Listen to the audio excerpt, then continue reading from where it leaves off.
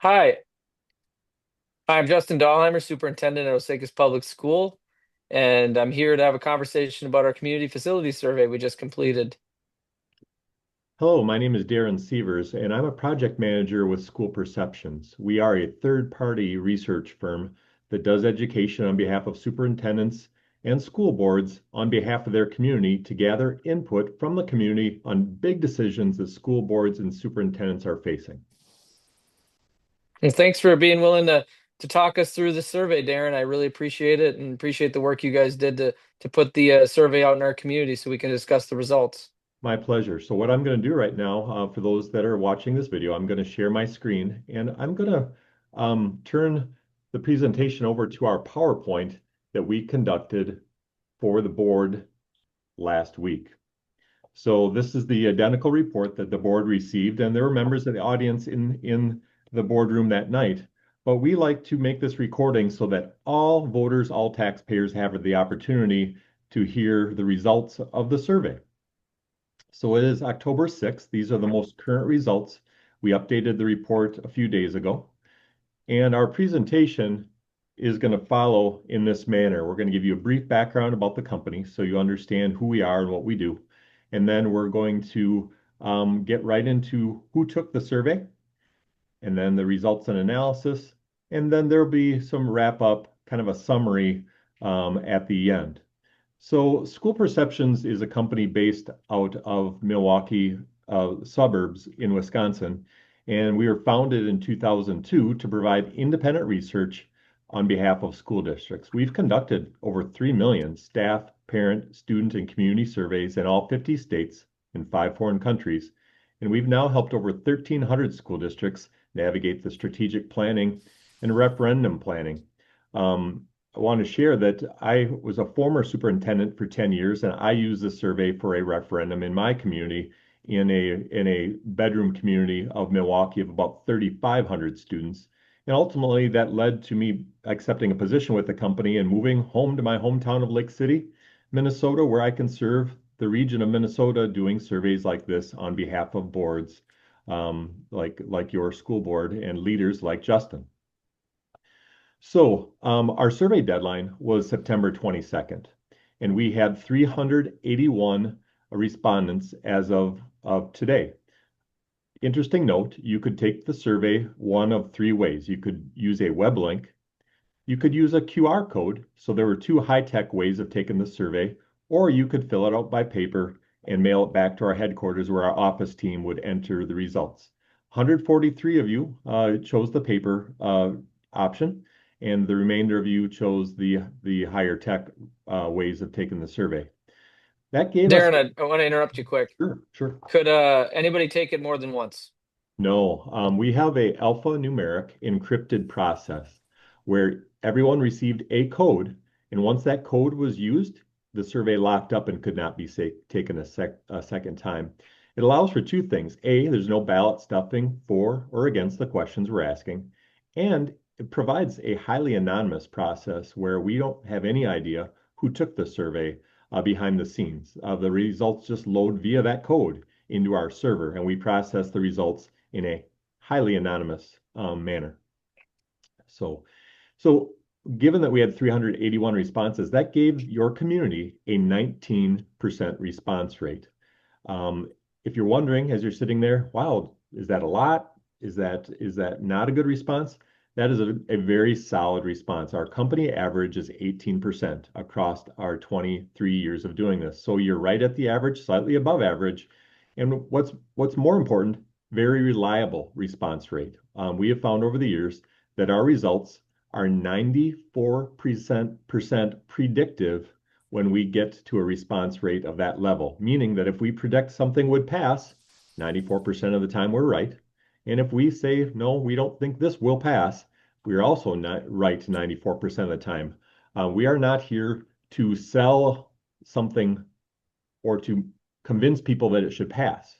We are independent. We are trying to do research on behalf of the board to gather community input so that the community can have a voice back to your school board about what they want.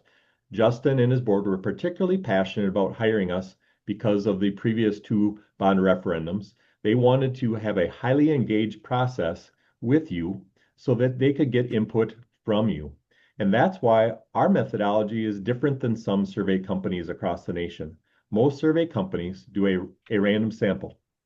And while that's statistically reliable, we philosophically do not believe in the process. Our survey methodology allows a survey to go to every voter and every taxpayer in your school district. So anyone in your community could take the survey, get a alphanumeric encrypted code, and take the survey so that their voice could be heard. Now, as you look at the data on this screen, you'll see that I have a margin for error of plus or minus 5.14%. And that's straight statistics. That is based on the fact that you're a smaller community and 381 respondents is going to have a little bit of margin for error because you're on the smaller side. I was sharing last week with the board and Justin that we did a project in Cedar Rapids, Iowa, where we sent out 60,000 surveys and processed 9,000 responses. Well, their margin for error in Iowa down in Cedar Rapids was only 1% because we had so many surveys come back. When you're a littler community, there's a little bit more of a margin for error. And I experienced that in my district down in rural Milwaukee in Wisconsin as well. But that's something we take into account. And we'll talk about that later when we give you that very important findings slide that'll be part of this presentation. So as we talk about the process being anonymous, we really take that very seriously. But we also take our research behind the scenes very seriously, and we do ask for some demographic information. For example, we did ask folks that took the survey, could you tell us what your age is?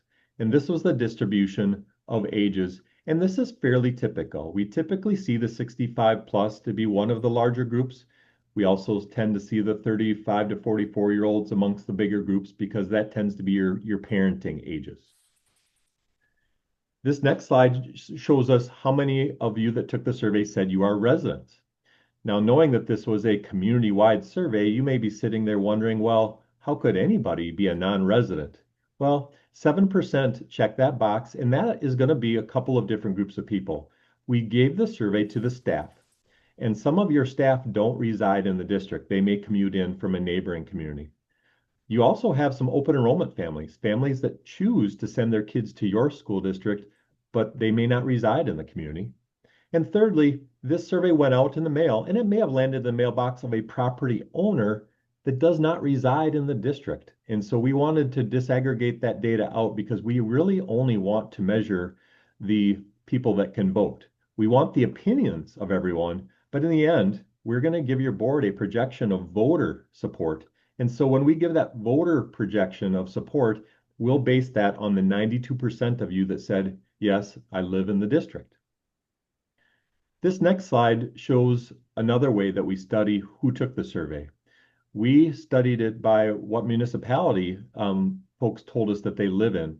And in talking with your board leaders and with Justin, we found out that this is a very fair representation of each of your municipalities based on distribution of population.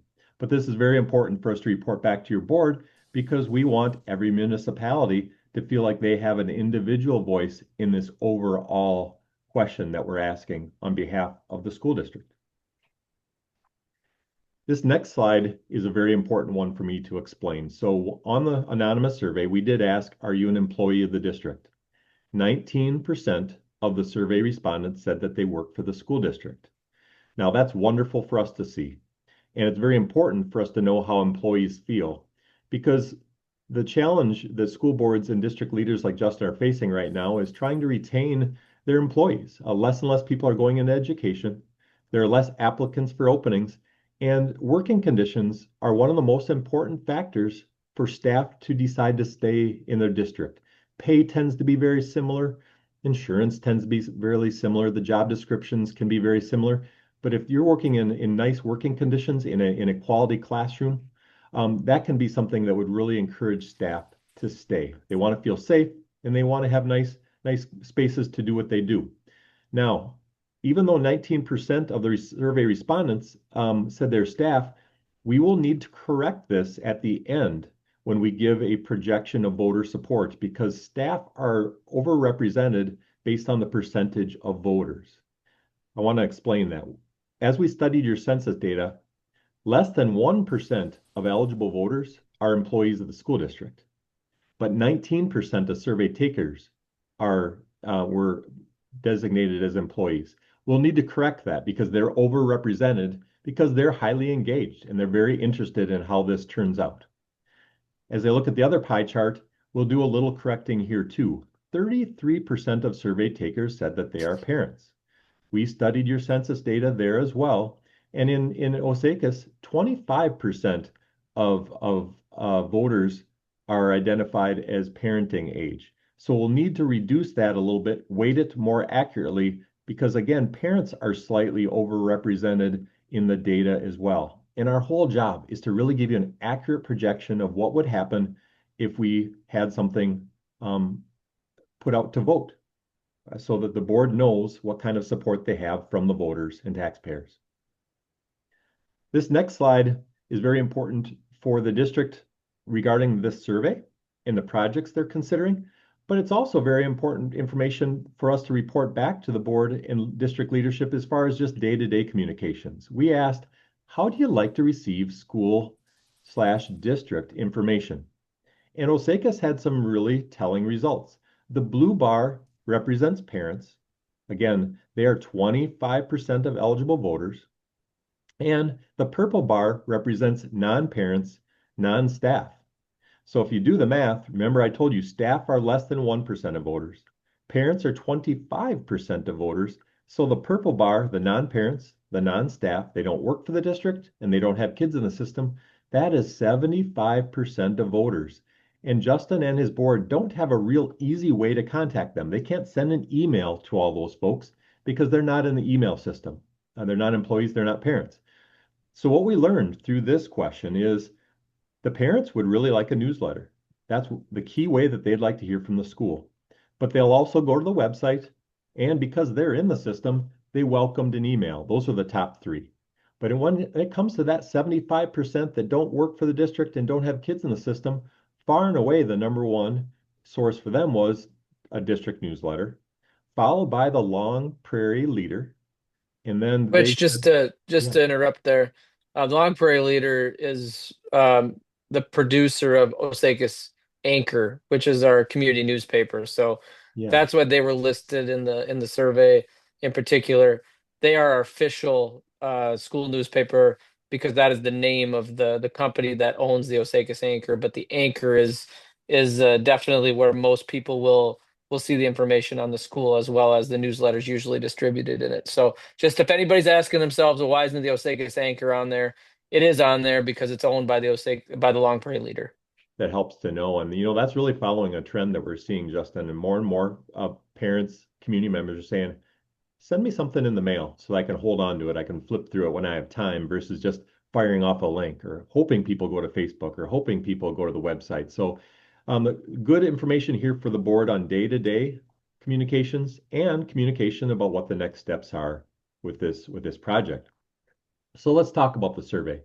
We sent a survey to every household in the community, and we described in the survey, this is a screenshot of a page of the survey where we talked about the facility challenges, the key facility challenges the district is facing.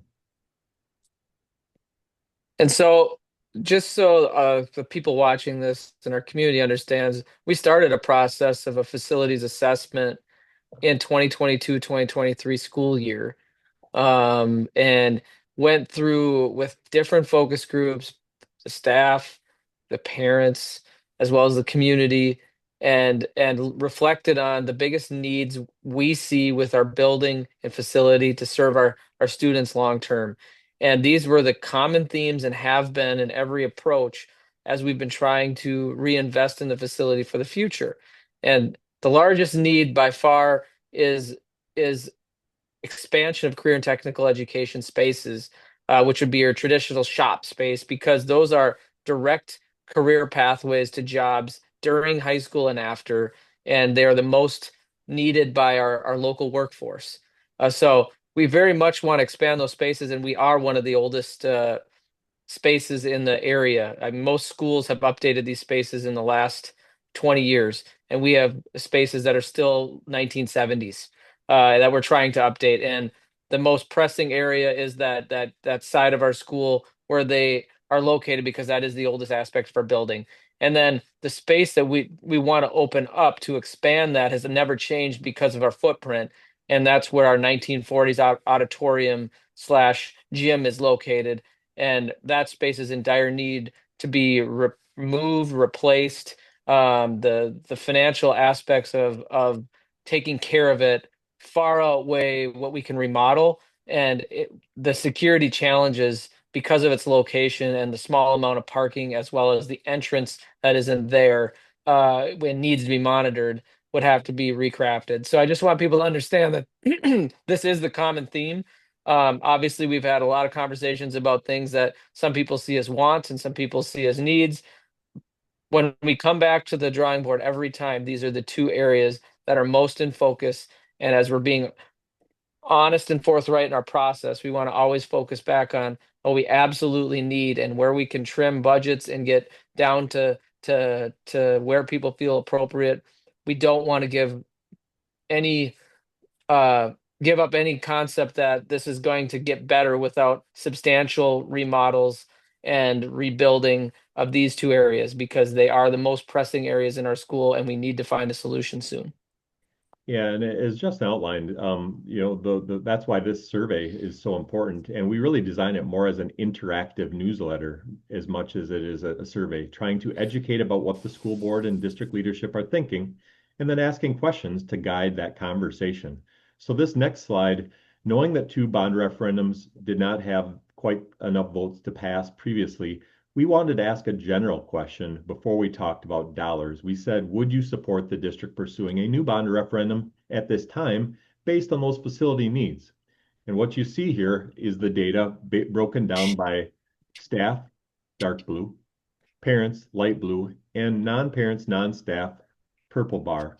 And you can see the varying levels of support there, but I'll remind you, again, staff are less than 1%, parents are 25% of voters, and then the purple bar, that's 75% of the community represented there. So we have support across all three groups, but it fades as we get into that non-parent, non-staff group, which is not unique to Osakis, by the way. That is fairly typical in districts that we serve. And we've done projects all over Minnesota this past year.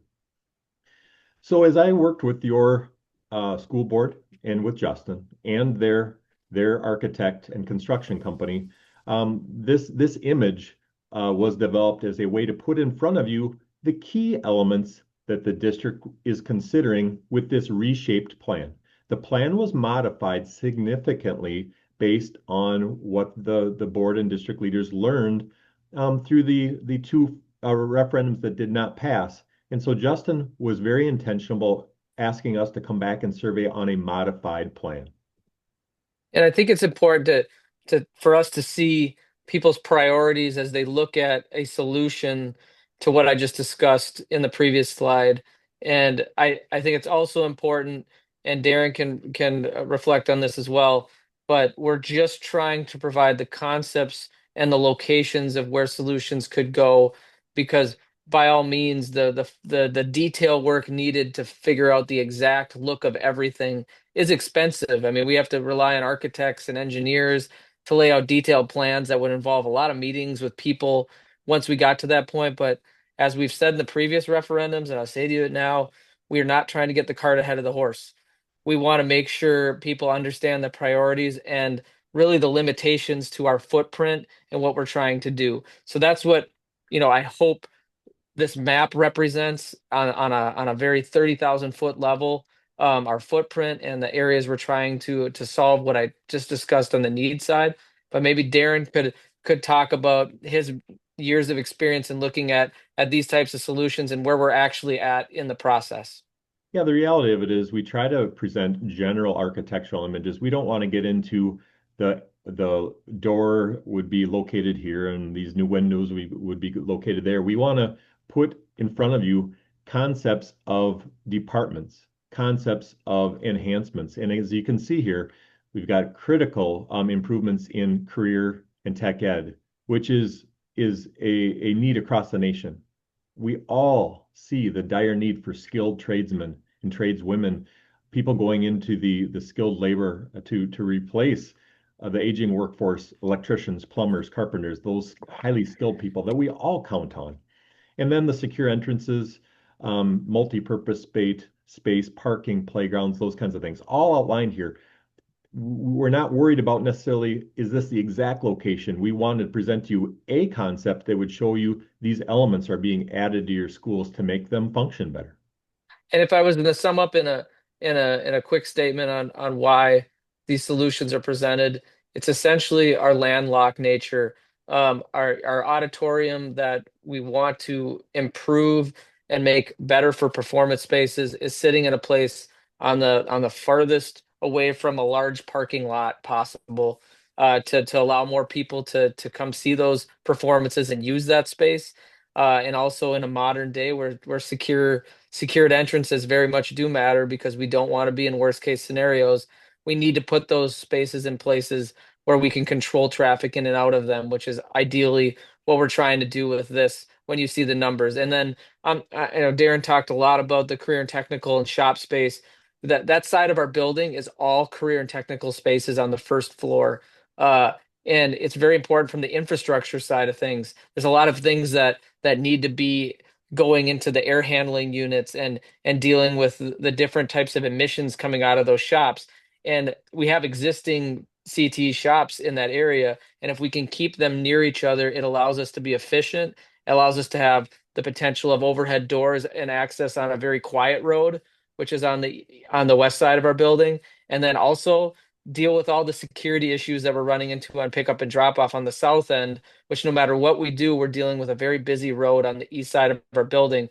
And if we can use the space on our south end to really direct that traffic in a way that controls the pace of things and keeps buses segregated from cars, as well as pedestrians having safe access to the green space.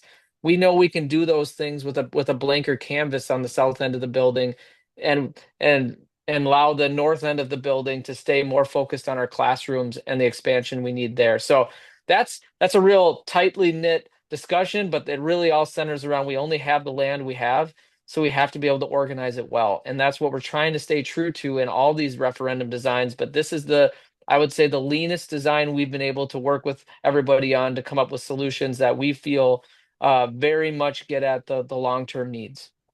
And knowing the two previous bond referendums were not passed at a higher dollar amount, Justin and your board said we need to survey about something that is a significantly different cost to show that we're not going to compromise the elements that we think are most important for children, but also to support and respect taxpayer opinion. So this project, this base plan that we just showed you on the previous image, comes in at $21 million. And we worked with PMA, a financial specialist across the state of Minnesota that does this kind of bonding work. And they outlined for us what this $21 million base plan would cost as of August when this plan was developed at the current interest rates that were in place in August. And we show you on various property valuations what the tax increase would be, the entire tax increase, principal and interest, annually and per month, based on a variety of home values that we're hoping all residents can look at this grid and say, oh, that's what this will cost me. We pride ourselves as a company on behalf of districts on being very transparent about what these plans would cost. So taxpayers are not surprised by the additional property tax on their bill when or if this were to pass. And there's a few things I'd comment to. We know there's ag non-homestead properties worth more than $500,000, and we know that people would be interested in what that would cost them. And when we get into the details in the referendums, I think our community is aware that we get that detailed. You get a tax calculator. You have the ability to check on every individual parcel you own and come up with that number that is an estimate. But we try to take the most conservative estimate, meaning to you as a taxpayer, the highest interest rate that we can estimate with, and potentially the different range of values, so you know if market values continue to go up, where to look at. but our median household's about $215,000 a year, or sorry, $215,000 for a residential home, which is why that 215 is on there. That is really a target number for us because that means 50% of the people below it are living in homes that are worth less than that, and 50% are worth more that are higher than that. So I also just know we will update this in any communication that gets more specific on a plan or a project. And I think also just summarizing the frequently asked questions I get, this is a 25-year bond, which is captured in this monthly and annual increase. And taxpayers in our community have been paying building improvement bonds dating way back into the early 90s, and there's never been a disruption in that bond investment. It's been a discussion every 15 years on to reinvest and possibly give a little bit more to keep our school in a cycle where we're reinvesting often. So there has been questions like, well, do these just run off and then we no longer pay this? Yes, that is true. That could happen if we don't have support for a future referendum. But I will caution people that that's not been the culture in this community because they know that the school requires reinvestment every 15 to 20 years. And that is why we're asking. So any increase here is taking the investment that taxpayers have been supporting for many years and adding this amount extra to it for all up to 25 more years. But the district does have the opportunity to refinance bonds when rates go down, and we have shaved years off in the past, and we would continue to do that if it made sense for our taxpayers. And I think that that kind of captures a lot of the questions that I get, Darren. But if there are common questions that you see when it comes to funding, I think that's something to talk about because these get to be complicated when people are Yeah. looking at because they want to trust that the number when they come to their tax statement is approximately what they think it should be when they vote. Right. And I think that's why we put a lot of emphasis into this, and Yeah. it does get complicated. Yeah, this was reviewed and edited multiple times because we don't want any surprises for you. This was this moment in time in August, and the district wants to be as clear as possible about that on RB through this survey tool. So what did we learn? Well, we learned when we asked the question on the $21 million base plan, 85% of staff said they would probably or definitely vote yes. 6% were undecided. 9% said that they would not vote yes. By the way, that undecided number is low. That shows there's great clarity amongst the staff on how they feel about this project. Our company average of undecideds is 11%. But again, staff, as I go back to that slide, less than 1% of voters. Now the group that represents 25% of voters, parents. 70% they would probably or definitely vote yes. Still very clear, low undecideds. And then 21% said that they would be against the plan. And then that biggest group, 75% of you are not staff members, you're not parents. 46% said they would probably or definitely vote yes. Right on our company average of undecideds of 11%. And 43% said they would be against it. So this is where we get into the next slide is that one where I said we need to correct some things to make sure it accurately represents Osakis and the percent of voters that are in each category. So if the vote were held today, this is what we would project for percent of voter support. We project that if that base plan of 21 million were put on the ballot, 52% of you would vote yes based on weighting the parents at 25% and the non-parents, non-staff at 75%.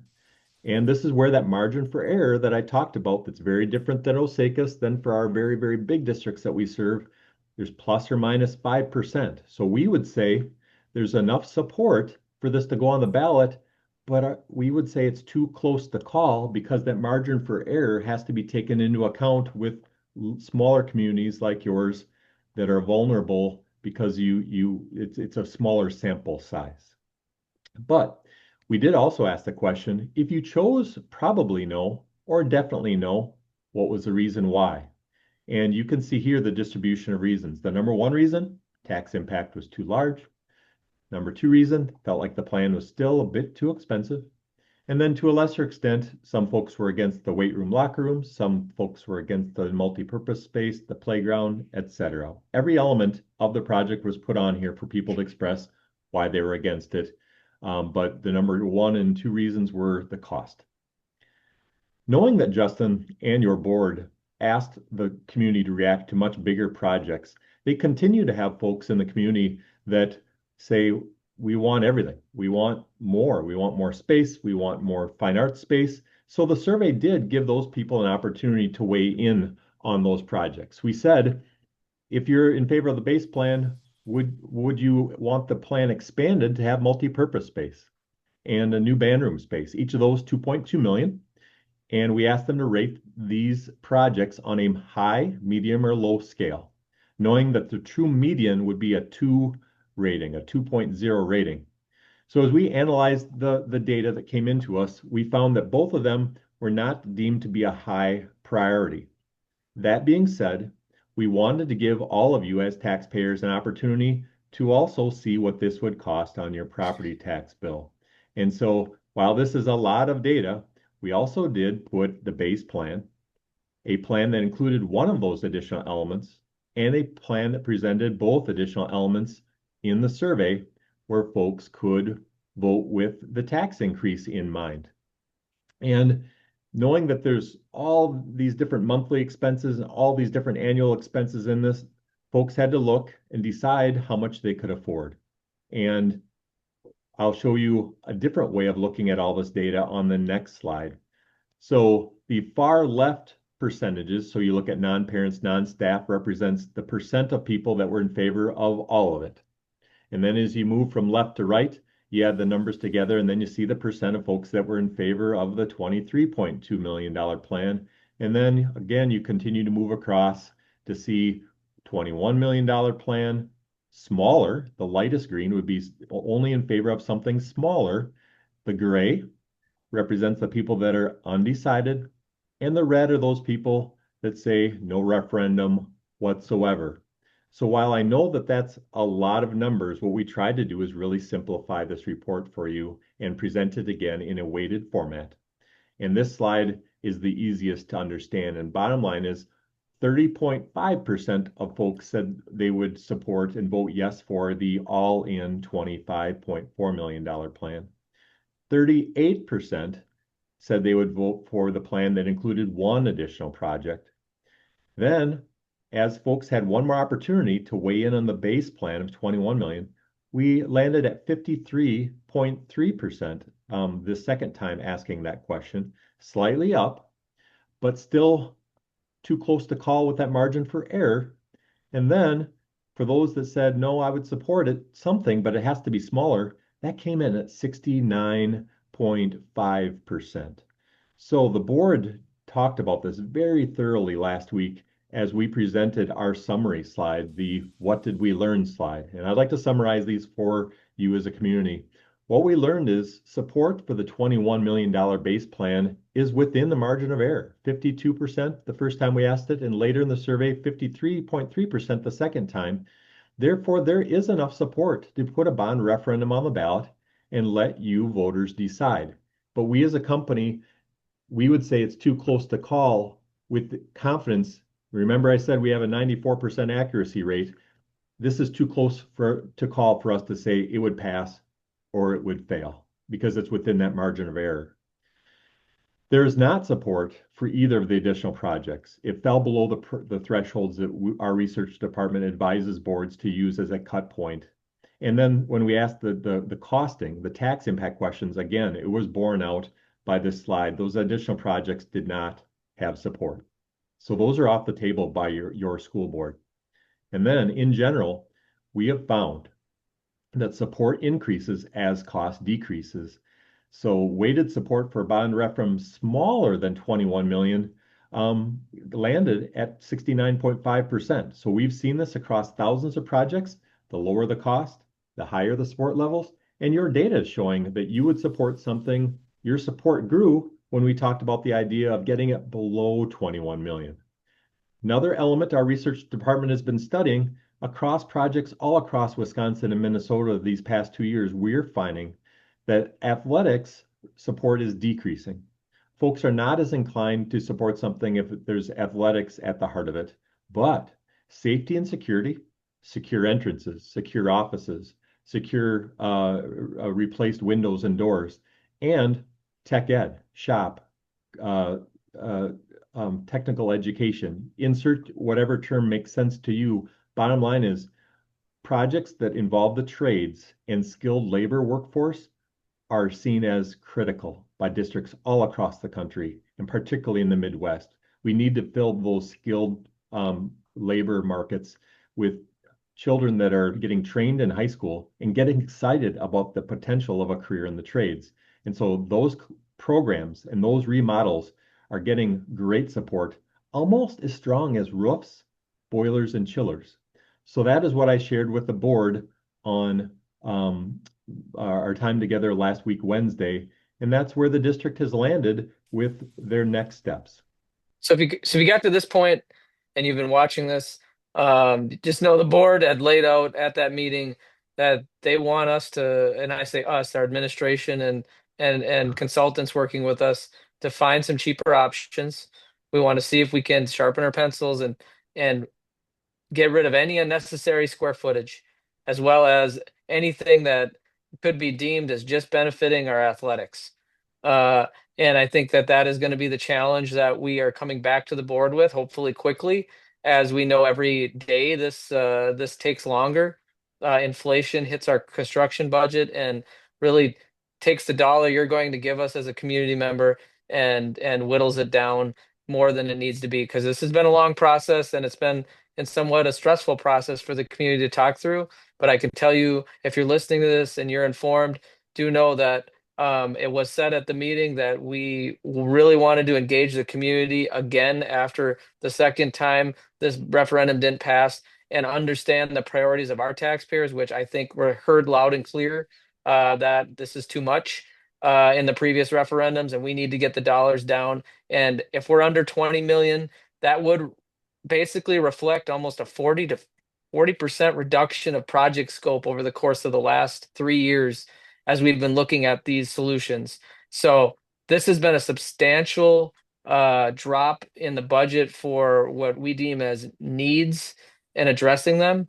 And I think that these processes do take a long period of time. And sometimes you're asking, well, why didn't you come with a $21 million option in 2023?